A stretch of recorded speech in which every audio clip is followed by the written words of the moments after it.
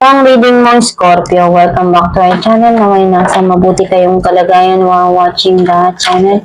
It's a general reading, kayo nang bahalang magpalit-palit ng situation nyo sa reading ko.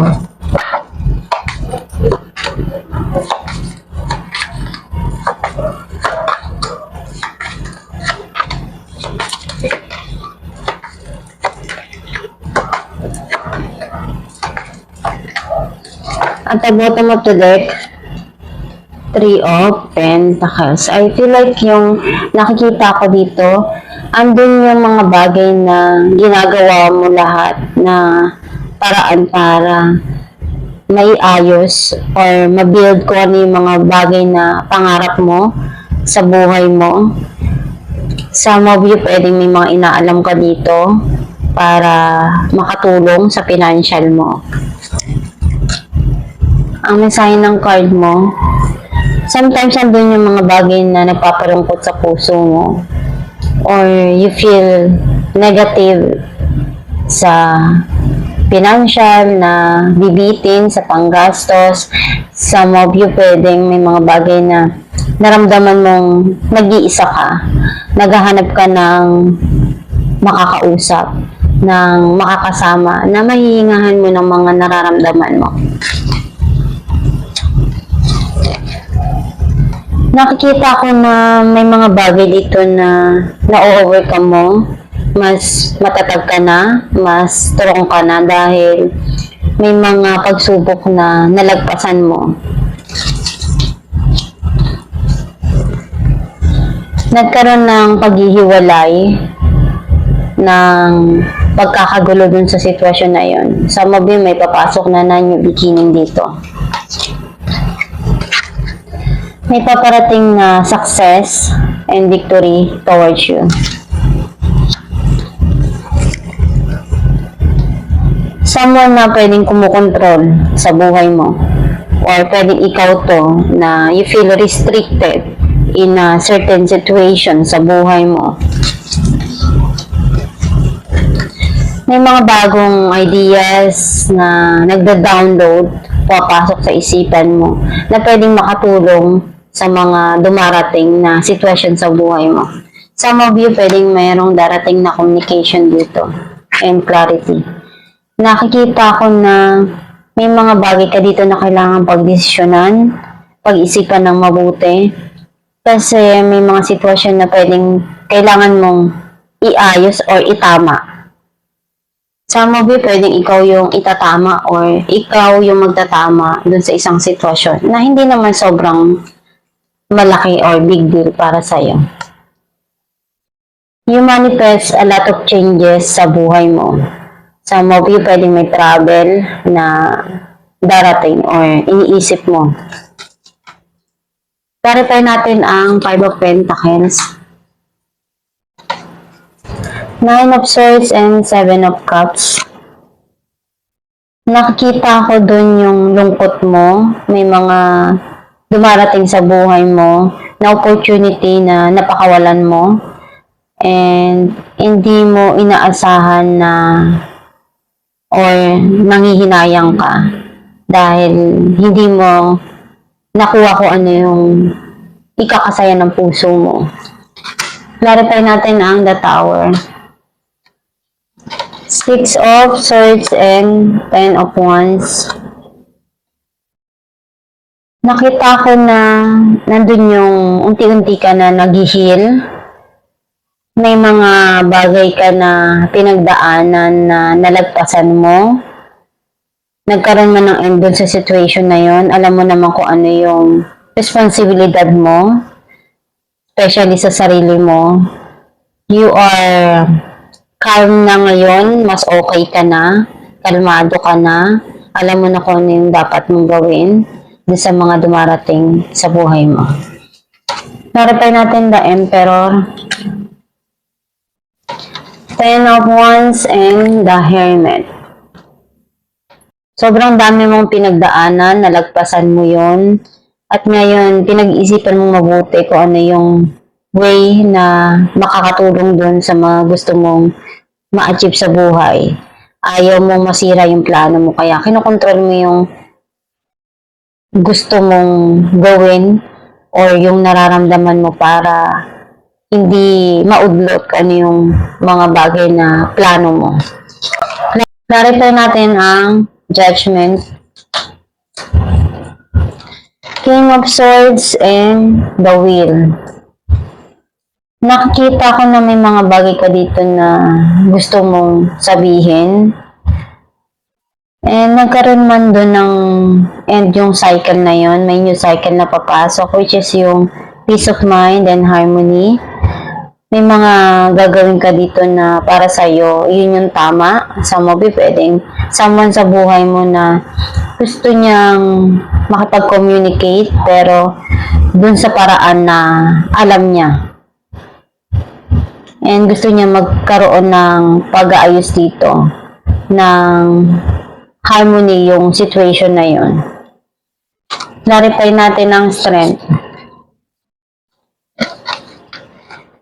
the Fool, and the Hangman. Andun yung pinag-iisipan mo mabuti kung ano yung paraan para maialis mo yung sarili mo dun sa sitwasyon na feeling mo stuck ka. Pero magkakaroon ka na ng lakas ng loob para makalaya doon. Andun yung papasukin mong bagong landas para sa'yo na mas strong ka na. Alam mo na kung ano yung dapat mong gawin. Clarify natin ang Six of Wands,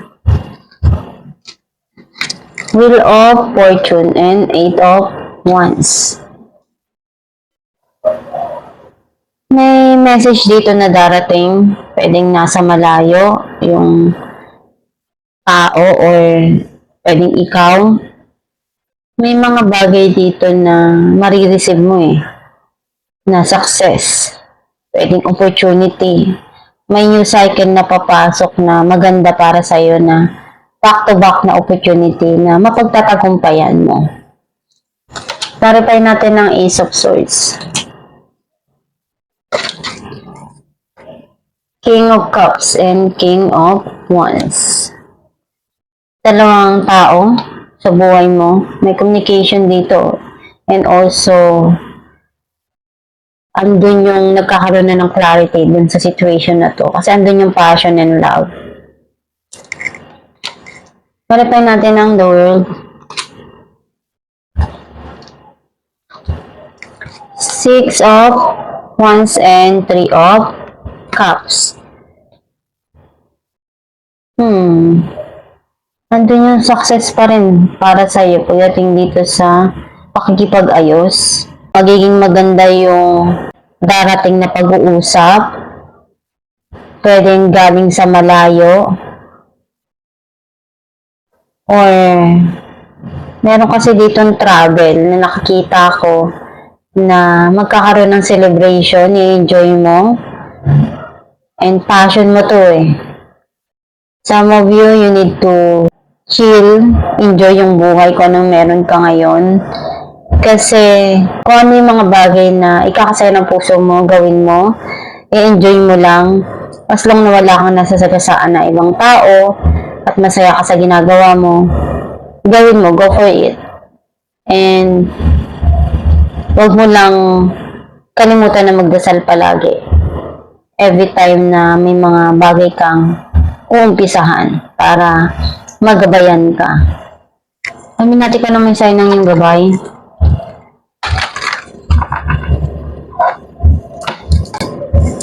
Steady progress. We acknowledge you for the progress you have made in remembering love in your daily activities. We can clearly see the contribution you are making to the world through your thoughts, feelings, and actions of love. Ang mensahe ng yung gabay na kung ano yung mga bagay na dumarating sa buhay mo, gawin mo lang yung makakaya mo, and nandyan lang yung Diyos Ama, yung gabay mo, ang universe, to help you and guide you. Nakikita nila kung ano yung mga bagay na nagawa mo at naitulong mo, naibigay mo, na-contribute mo. And hindi ka nila pababayaan. Basta gawin mo lang palagi yung makakabuti para sa iyo at dun sa mga taong mahal mo. And do your best para ma-achieve mo yung mga pangarap mo dahil ginagabayan kanila. Andyan lang sila palagi to protect you and guide you. Nagbibigay sila ng mga bagong ideas para makatulong doon sa mga sitwasyon na dumarating sa buhay mo. Basta gawin mo lang palagi yung best mo at magdasal lang para magtagumpay ka sa mga pangarap mo, sa mga gusto mong maabot sa buhay. And kung anong mga bagay na gusto mo pang matupad sa buhay mo, ipagdasal mo lang yun. And also, may mga bagay na pinagdadaanan tayo sa buhay na hindi natin inaasahan na mangyayari yun.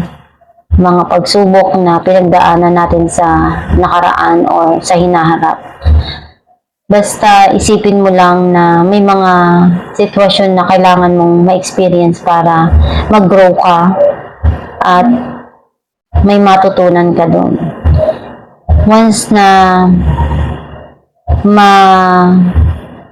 lagpasan mo yun, yung mga pagsubok na yun, may mga blessing naman na nakalaan para sa'yo. Basta gawin mo lang yung makakaya mo na